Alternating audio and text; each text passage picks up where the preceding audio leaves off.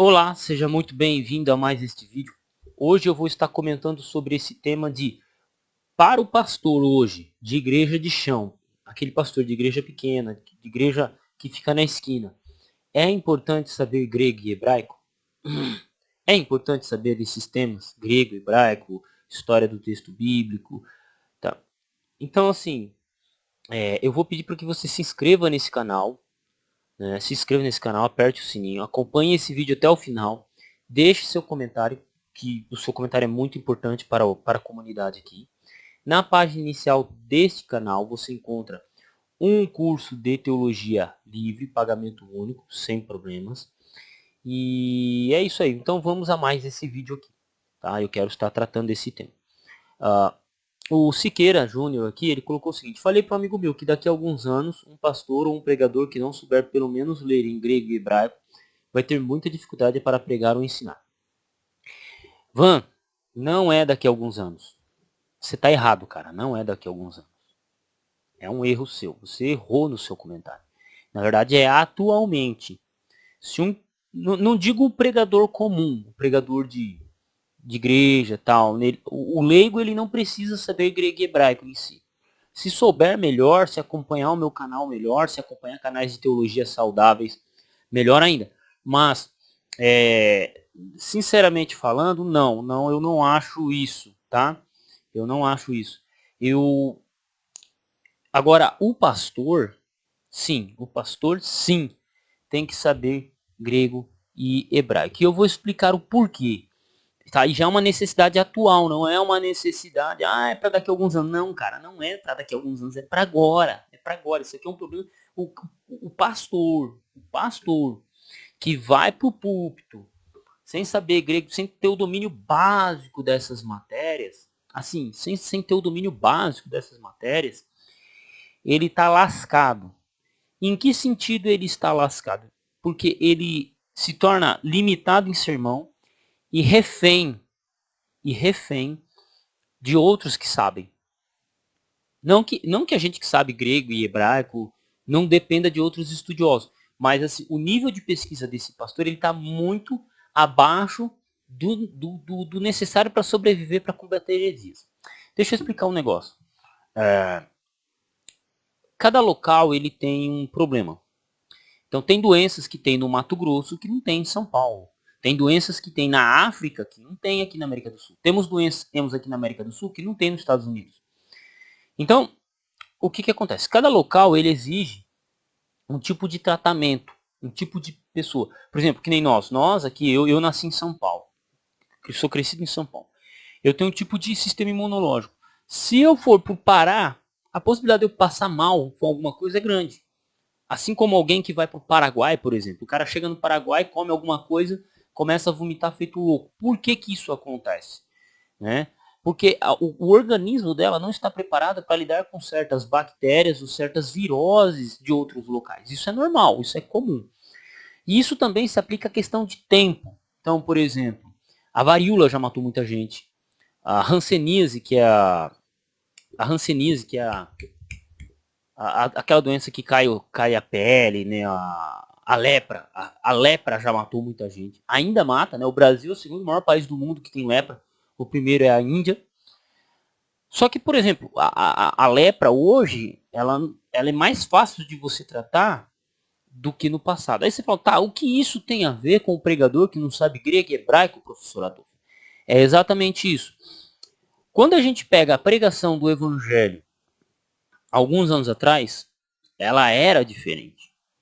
Deixa eu explicar para vocês. Quando a gente volta para os anos 2000, pelo menos, década de 90. Década de 90 é 30 anos, é muito tempo já. Vamos voltar a 20 anos, 2000, 2010. Você tinha grande parcela da população brasileira, que não tinha conhecimento da mensagem como os protestantes apresentam. Eles tinham muito contato católico. Né? Você tem muito católico no Brasil, e pessoas que não são muito ligadas ao estudo da Bíblia. Só que de 10 anos para cá, com a questão da internet, isso eu quero tratar à parte, você teve uma conversão muito grande de pessoas, então você tem mais pessoas que estão estudando a Bíblia. O vídeo anterior meu, que eu menciono o crescimento dos protestantes, eu falo isso. Tanto que existe um movimento dentro da Igreja Católica, que é o chamado movimento carismático, que já é um movimento antigo, mas que ele quebra com algumas posturas do culto tradicional católico e dá mais espaço para o membro.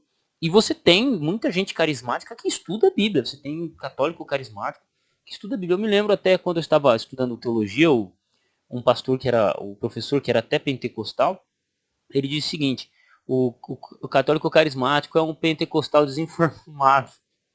Eu rachei, bico, eu rachei o bico quando eu vi isso. Literalmente eu rachei o bico quando eu vi isso. Deixa eu só voltar a tela grande aqui. Porque já ficou entendido o comentário do Van Siqueira Júnior aqui. A pegada de pregação hoje, ela não é a que era 10 anos atrás, não é a que era 20 anos atrás, não é a que era 30 anos atrás. A postura, o tipo de mensagem, a construção. Então, o que acontece? Para cada tempo existe um tipo de pregação, cada contexto. Pregar para uma cidade grande é diferente de pregar para uma cidade pequena. Pregar numa igreja grande é diferente de pregar numa igreja pequena. Pregar numa igreja rica é diferente de pregar numa igreja pobre. Né? Pregar numa igreja no centro, que fica na grande São Paulo, nas principais igrejas de São Paulo, é diferente de você pregar numa tribo indígena. Então cada local ele exige um tipo de pregação, ok, sem problema, não há condenação a isso, mas também existe a questão das heresias. Tem a questão das heresias. Como eu falei que cada doença às vezes ela é local e temporal também, hoje o tipo de heresia que é ensinado, o tipo de desinformação que é ensinado, eles são muito mais violentos do que era 10, 20 anos atrás. Então, por exemplo, vou dar uma dica muito simples. Esse negócio de dizer que o nome de Deus não é Jesus, né? O nome de Jesus não é Jesus. Que o nome de Jesus é Yahshua, ou Yahushua, ou Yakut. Existe uma infinidade de variações dessa heresia, assim como um vírus se alastra dentro da igreja. Interessantemente, eu conheci um cara que ele tinha dificuldade cognitiva e tal, mas ele é um cara que vivia pesquisando. E ele chegou para o ancião da igreja dele e falou o seguinte: o nome de Jesus não é Jesus. É Yahushua. O cara olhou e falou para ele assim: não, eu não sei responder, mas tal pessoa pode responder. Isso ele perguntou para o ancião, né, que é, no caso, um presbítero, que está quase no nível do pastor, tecnicamente, né? E ele não soube responder. Então ele falou assim: não, eu indico tal pessoa para você conversar, que ele tem conhecimento, ele tem livros e tal. E, de fato, então, por exemplo, uma pessoa que seja, ela chega na igreja com um determinado questionamento. Ponto. Né? Quantas pessoas hoje falam, a Bíblia veio do latim. Né? A Bíblia que nós usamos vem do latim, né? Foi adulterado pela Igreja Católica. Tipo, isso é um tipo de conhecimento que precisa ser exposto. Ponto. E aí, o que isso tem a ver com o grego e com o hebraico? É que, se você tiver conhecimento do grego e do hebraico, você pode provar para a pessoa que as Bíblias não foram feitas em latim. Você mostra para ela que as traduções modernas são baseadas no grego e no hebraico. Houveram algumas traduções que foram baseadas no latim ou tiveram influência muito forte. João Ferreira de Almeida é uma, King James é outra. Estou falando as originais, né? A Padre Mato Soares, a Bíblia do Figueiredo. Você tem traduções que sim sofreram influência do latim, né? Ou foram totalmente baseadas no latim. A Bíblia Ave Maria também tem influência do latim, se não foi traduzida do latim também. Mas tudo bem, tudo bem. Mas entendeu o que eu quis dizer? O conhecimento. E se o pastor hoje ele for questionado acerca de grego e de hebraico e ele não souber, ele perde credibilidade com relação ao membro. Eu me lembro uma vez, uma certa feita, isso alguns anos atrás, graças a Deus já foi alguns anos atrás, um cara chegou para mim perguntando sobre o nome de Jesus. Exatamente o mesmo tema. E aí já não foi com um amigo meu, foi comigo. E o cara era pastor da Assembleia de Deus. Mas não a Assembleia de Deus principal, uma das assembleias pequenas que tem por aí. Ele chegou pra mim, né? Ele era músico, né? Olha só as ideias. O cara era músico, pegou a filha do pastor e virou pastor. Então, deu ruim, né? Imagina, o cara que sabe tocar lá, musiquinha lá, worship, tendo que lidar com ovelha, é cabuloso, né? Brincadeira. O que ele fez? Ele não sabia, encontrou meu canal, viu meu telefone e veio falar comigo. Caso que alguém queira falar comigo ou fazer uma doação, meu telefone tá na descrição.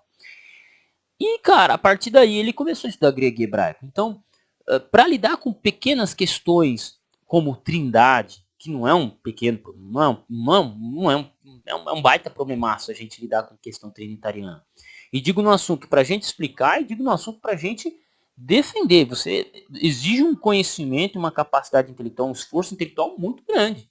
Não é uma pergunta simples de responder, é grande.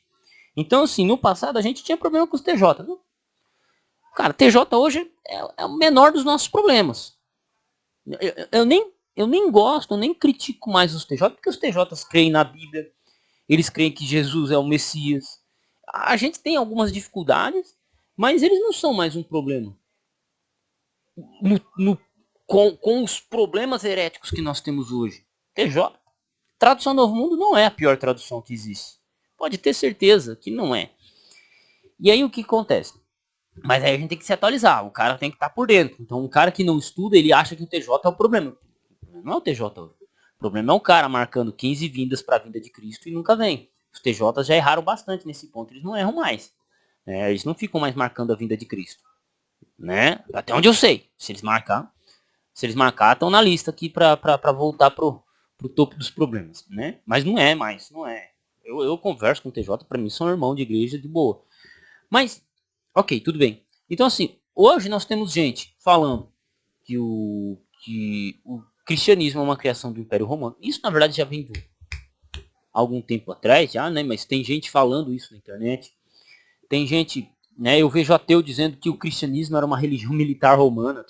Se você vê um ateu falando um troço desse e um monte de gente seguindo, é um problema muito sério. Exige conhecimento histórico. E aí você olha, tá bom, mas o que isso tem a ver com o estudo do grego e do hebraico? Veja que os problemas eles estão se intensificando. Se os problemas estão se intensificando nesse aspecto, sobre o nome verdadeiro, sobre o nome original, sobre questões de trindade, alguma coisa assim,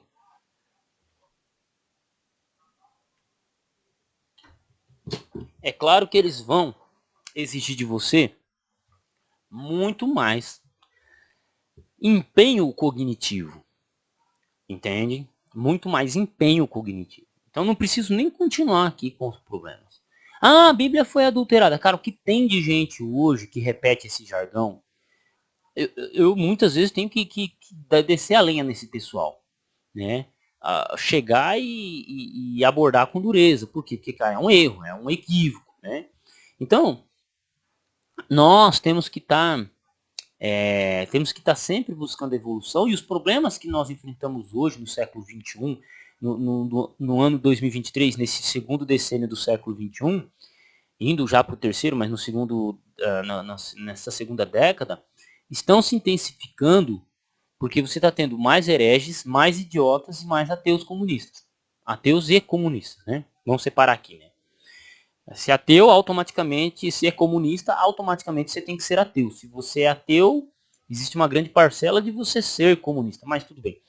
Então, você tem essa intensificação que vai exigir, que exige do pastor. Então não é para amanhã. Ah, não, daqui a alguns anos... Não é. Temos um outro fator, que aqui eu quero ser mais breve, que é o motivo da internet. Por exemplo, o pregador hoje do bairro, grandes pregadores. Então, vamos pegar aí grandes pregadores, cara, os caras que eu gosto de acompanhar.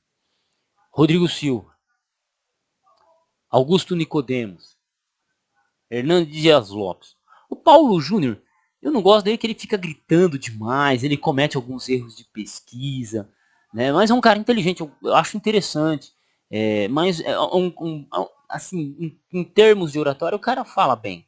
Ele dependendo do tema, ele fala bem. E entre outros, existem outros, assim. Imagina, o pregador comum da igrejinha ali da esquina, ele tá concorrendo com esses caras.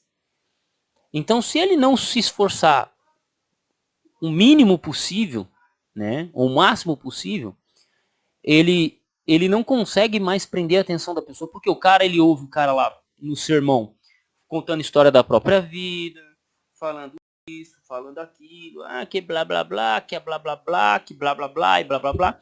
O cara chega na casa dele, liga na internet, e o que ele vê? Ele vê um vídeo do Rodrigo Silva falando sobre arqueologia, sobre texto bíblico.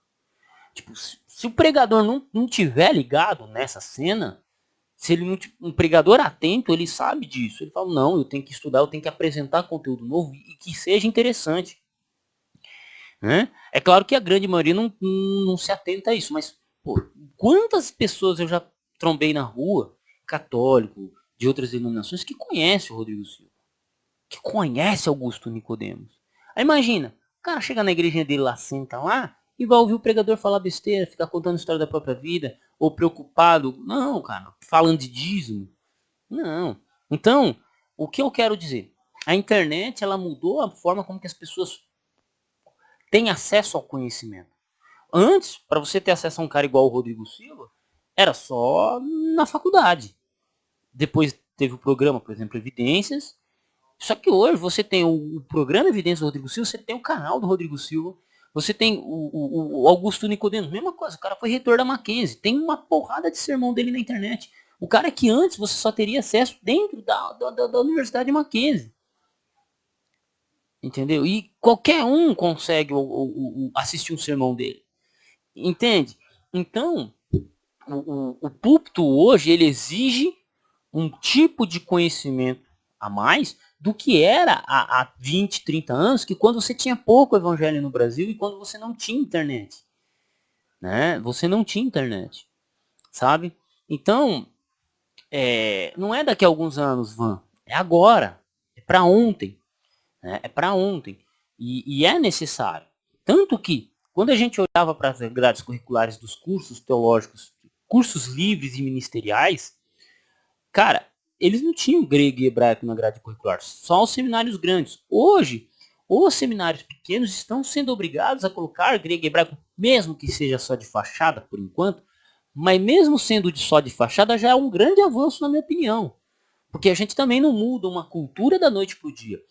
Igrejas como várias igrejas pentecostais que antes odiavam a teologia, hoje elas têm que se curvar ao estudo teológico, porque elas perceberam que o barco furado em que elas estavam se metendo, né?